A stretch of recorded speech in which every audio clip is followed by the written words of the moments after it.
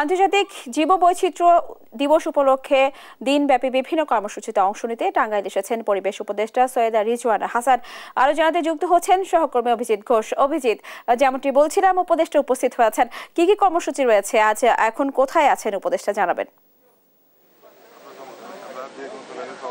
জি স্নেহা, আপনি জানেন যে এই আজকে মধুপুরে এই যে পরিবেশ বন ও জলবায়ু উপদেষ্টা যিনি রয়েছেন সৈয়দা রেজওয়ানা হাসান, উনি মধুপুরে এসেছেন এবং মধুপুরে বেশ কয়েকটি কার্যক্রমের তিনি উদ্বোধন করবেন। এই মুহূর্তে তিনি কিছুক্ষণ আগে এই মধুপুরে বেরিবাদ এলাকায় এসেছেন, জাতীয় উদ্যানে। এইখানে তিনি শালবন গজারির যে চারা সেটি রোপণ করেছেন এবং এই রোপণকে কেন্দ্র করে তিনি এইখানে পরিদর্শন করবেন। পাশাপাশি মধুপুরের যে সীমানা প্রাচীর রয়েছে এবং পিলার যেগুলো রয়েছে সেই পিলারের কার্যক্রম তিনি উদ্বোধন করবেন এবং তিনি এছাড়াও তিনি এই জাতীয় জীববৈচিত্র্য দিবস যে উপলক্ষে তিনি এইখানে একটি সেমিনারে অংশগ্রহণ করবেন এবং এর পাশাপাশি তিনি এই মধুপুরের বিভিন্ন বন নিয়ে তিনি কথা বলবেন এবং স্থানীয়দের সাথে তিনি মত বিনিময় করবেন এবং তিনি বলছেন যে এখন তিনি এই বনের যে গাছ সেটি রোপণ করবেন, সেই উপলক্ষে তিনি এই বিষয়ে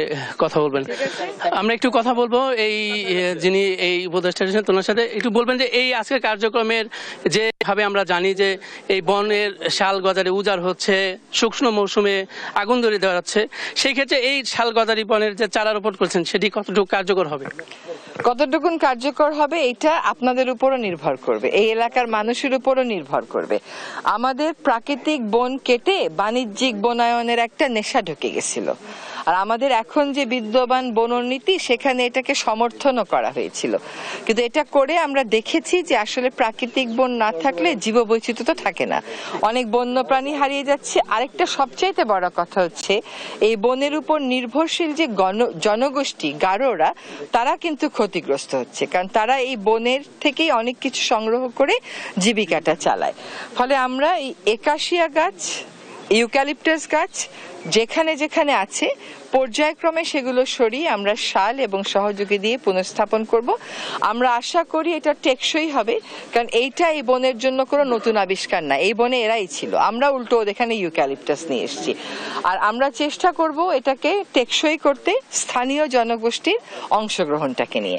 স্থানীয় জনগোষ্ঠীকে এটা হৃদয়ে ধারণ করতে হবে যে তাদের শালবন আমরা আবার তাদেরকেই ফিরিয়ে দিচ্ছি, এবং এটা টেকসই করার জন্য আমরা আরো কয়টা কাজ করব। এক হচ্ছে এখানে যারা প্রথাগত বনবাসী আছে, বনের উপরেই যারা নির্ভরশীল, তাদের যে 6 রকমের বনের অধিকার আছে ভূমি অধিকার সহ, সেটা সেটেলমেন্ট করার কাজও শুরু করব। আর তাদের বিরুদ্ধে যে মামলাগুলো আছে বন বিভাগের, সেটাও আমরা আজকে প্রায় 129টি মামলা প্রত্যাহারের ঘোষণা দিচ্ছি।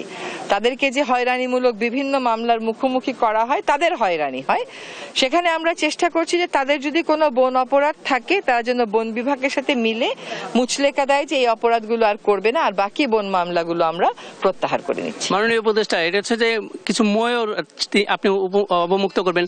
এই যে বনের যে বানরগুলো রয়েছে সেটি তারা ক্ষুধার কারণে তারা খাবারের সংকটে লোকালয়ে চলে যাচ্ছে, এই বিষয়ে আসলে আপনি কি বলবেন? তারা কেন খাবারের সংকটে পড়তেছে? কারণ ইউক্যালিপটাস গাছ তাদেরকে তাদের খাবার দিচ্ছে না।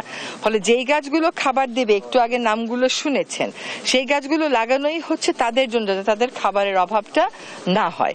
আর ময়ূরটা আজকে অবমুক্ত করব না, কিন্তু ময়ূরটা অবমুক্ত করার যে প্রক্রিয়াটা এটা শুরু করব, কারণ এরকম হঠাৎ করে অবমুক্ত করা যায় না, ও তো আর প্রাকৃতিক পরিবেশে অভ্যস্ত না। ফলে একটু অভ্যস্ত হলে তারপরে সময় বুঝে আমরা অবমুক্ত করব। জি, আপনাকে ধন্যবাদ। জি, তিনি বলছিলেন যে এই মধুপুরের আদিবাসীরা যে বন মামলায় তারা বন মামলা দিয়েছেন, সেই মামলাগুলো তারা প্রত্যাহার করে নেবেন। পাশাপাশি তিনি বলছেন যে এই যে বনের যে অন্যান্য যে বিষয়গুলো, গাছপালা, বিশেষ করে এই কালপেক্টাস গাছগুলো তারা অপসারণ করবে বন থেকে। এই ছিল টাঙ্গাইল থেকে আমার কাছে